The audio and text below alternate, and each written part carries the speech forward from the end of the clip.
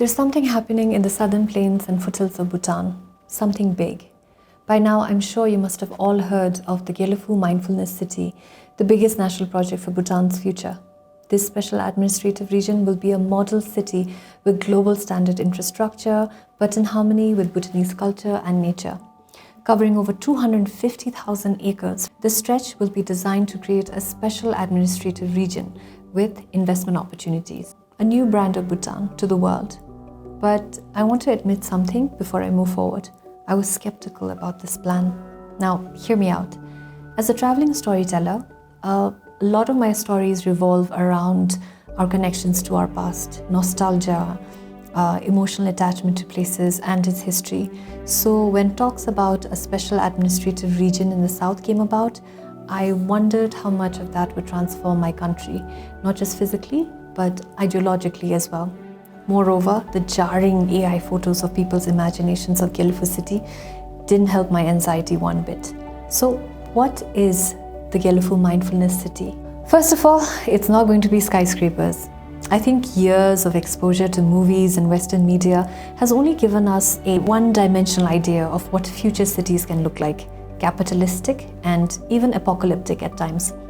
But here's a chance to imagine a whole new vision, to capture a glimpse of a brand new world that is technologically advanced, environmentally conscious and spiritually mindful. A true manifestation of what Bhutan can offer to the world. Unlike most other industrial-focused SEZs, the Gelephu Mindful City is going to be designed as a Vajrayana destination, a living expression of Buddhist values at a global scale.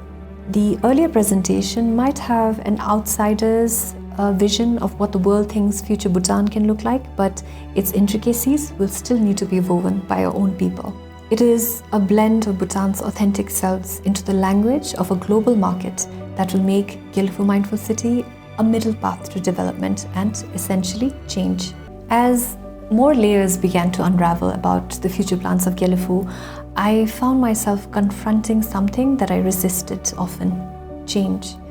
One of the things I marvel about traveling is collecting stories of the past and reflecting on what came and what went. Staring at the vastness of Gelephu's plains and foothills made me do just the opposite. Imagine the future. What would come and what would go. But there was also something else this opportunity made me reflect on: the essence of change.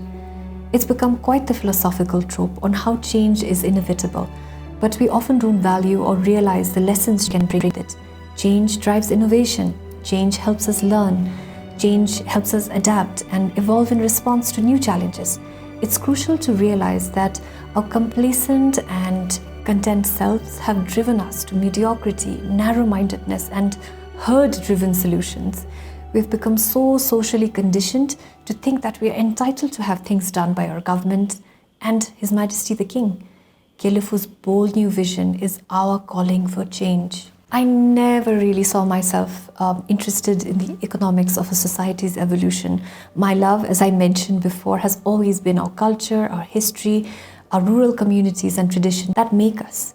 But for all these pillars to survive, we need the economics to keep the engine going.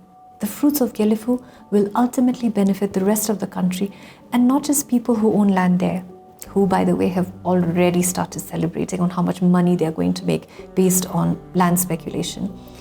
It's about the opportunities, new entrepreneurial dreams that have remained stagnant for so long. It's about all the crushed dreams that drove scores of our youth abroad. It's about creating the platform for our people and finally living the Australian dream in Bhutan.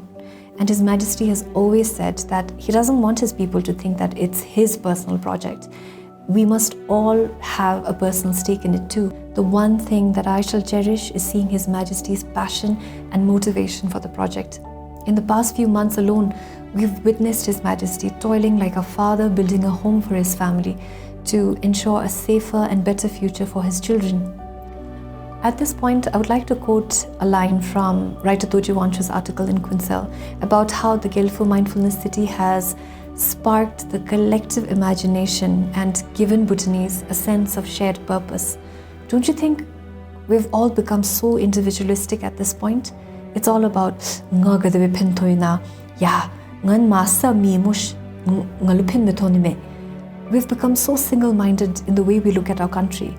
Gelephu Mindfulness City is an opportunity for Bhutanese to move forward towards this collective vision, a vision for our country's future. And it's an affirmation of our values of coming together to put out something really big to the world that has never been done before in Bhutanese history. And it's also a story of a king leading his people to dream, to imagine, to build, and to believe.